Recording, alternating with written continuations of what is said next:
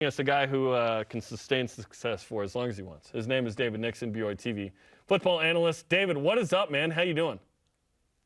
I'm doing fantastic. Good to see you're back. It's been a while. It's been a minute. My key card worked. I was a little nervous, but here we are. So we have a lot to discuss. Let's break it down. So Notre Dame, the game with Notre Dame. You know, it's a Notre Dame home game, ticket allotment. We're going to talk to Brian Santiago later about all of that situation. But answer our question of the day. Would you rather play Notre Dame this year in Vegas or at Utah if you had the chance?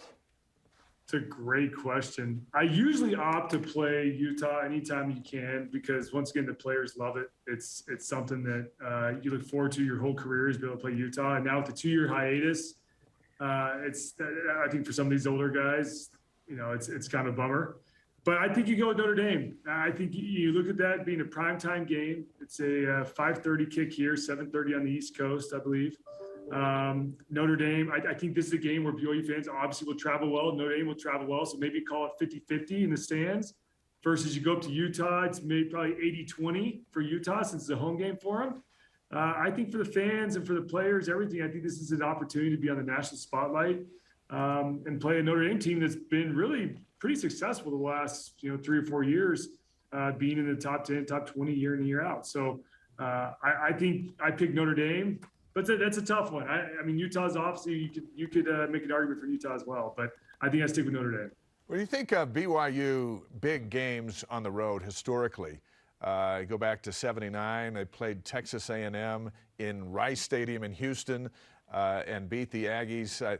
That was before you were born, but I knew you grew up an Aggie fan, so that one comes to mind with Mark Wilson and those guys. There was the Oklahoma game, which you were at and in over at Cowboys. Year after me. Oh, the year after. So over at Cowboys Stadium, they go in there and they beat Oklahoma. They were ranked number 3. Notre Dame has a chance to be ranked way high, especially if they beat Ohio State out of the gate to start the season. Is this game potentially the biggest road game in the history of BYU football? I think a lot depends on how these teams start out. I think if both teams are able to come in undefeated and face each other undefeated in top 15, top 10, yeah. But if one of them falters and you got a losing record coming in, Notre Dame with their first-year head coach, how do they come out of the gates? I think potentially has potential to be one of the biggest games. We'll see, but I do love the matchup. I love Vegas. Being there last year when BYU opened against Arizona and seeing just BYU fans everywhere was one of the coolest things I've seen on a road game per se. So I like it. I mean, once again, playing Utah would be fun, but we played Utah for years. We used to be in the same conference. This is something different, something new, playing Notre Dame. I think that's why Notre Dame gets the nod here, but potentially could be a huge game. That's why I like it kind of later in the season because you kind of let the first half of the season play out, and maybe you see 2 ranked teams coming in. And to Jarom's point, maybe College Game Day is there to spruce it up. But we'll see. We'll see how it plays out. But it's exciting nonetheless, but before then, BYU's got some serious business they'll have to take care of. It's about as big of a game BYU could play this year. You think if BYU played, Alabama or Ohio State or Georgia, that's kind of about it. And in Vegas, the second most beloved venue in BYU football. I mean, Brian Keel said it. It's Cougar Stadium South, which is awesome. LaBelle Edwards Stadium, but he said Cougar Stadium. All good. We love Brian. So let's talk about what the lead-up is to that game. At South Florida, we think BYU is going to win that. Baylor at home, they've lost a bunch of players. It's at home. We feel BYU can win that game. At Oregon certainly is a challenge. If you win that one, you're knocking on the door of the top 10 maybe for BYU, right? And then you have Wyoming and Utah State. These are not pushovers. Utah State finished ranked last year, 11 wins, returned Logan Bonner and company. If BYU were to be 5-0, and so is Notre Dame going into that game, is that now what you're talking about? Of Dave saying, could this be the biggest road game? If they were both in the top 10 and undefeated, is that suddenly the biggest road game, neutral or away, game ever?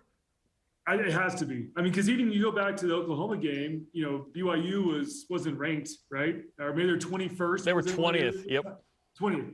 Yeah. So you got Oklahoma 3rd. I mean, with that schedule, BYU faced with Baylor and Oregon and the others.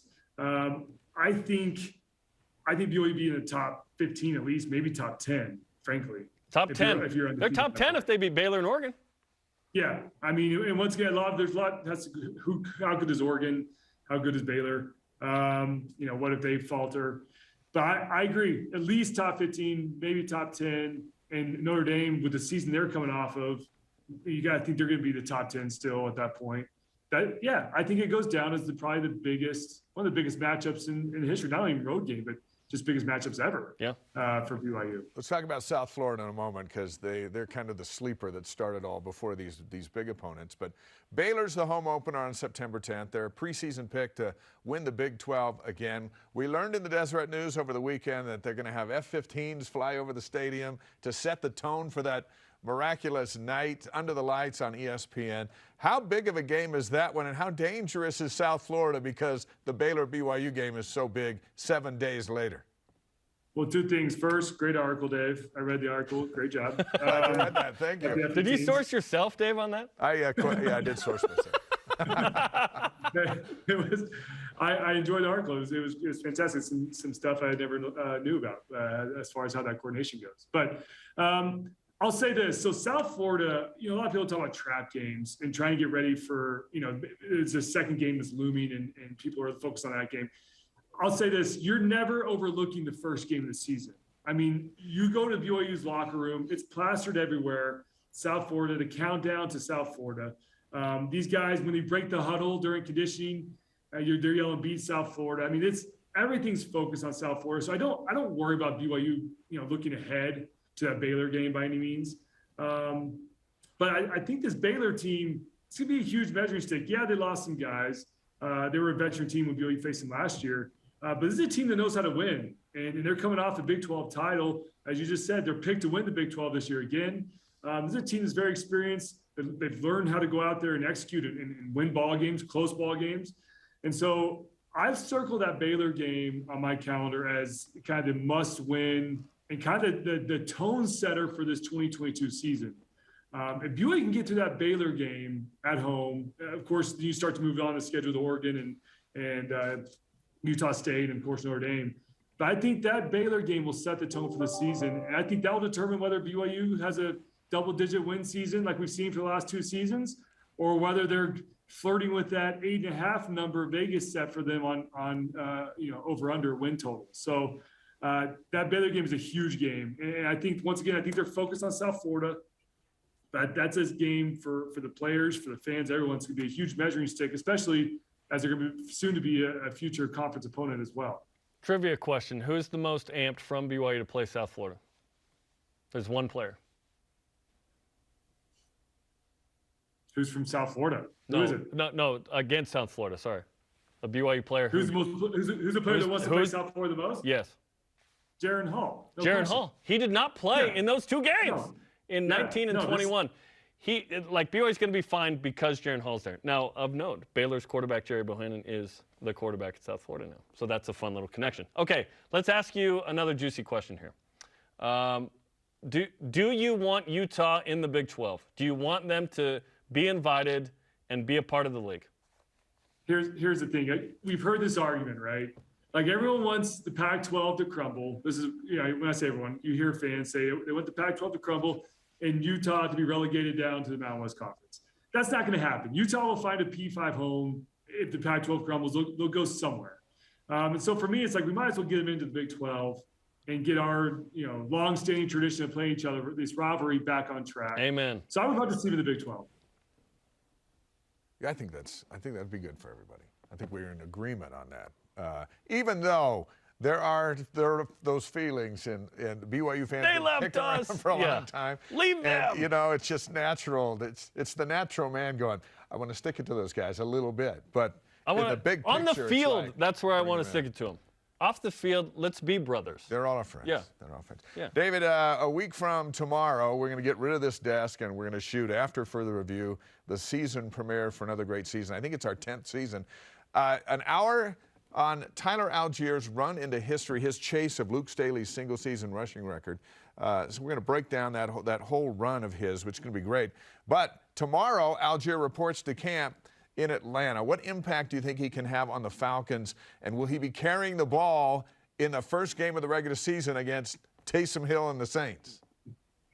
This is a really interesting dynamic. I mean, typically when you're drafted 5th round, 6th round, 7th round, it's kind of a signal that, hey, listen, we're bringing you in. You may make the squad. You're probably more of a practice squad player. If you do make the squad, you're going to be special teams, and you'll see the field every once in a while.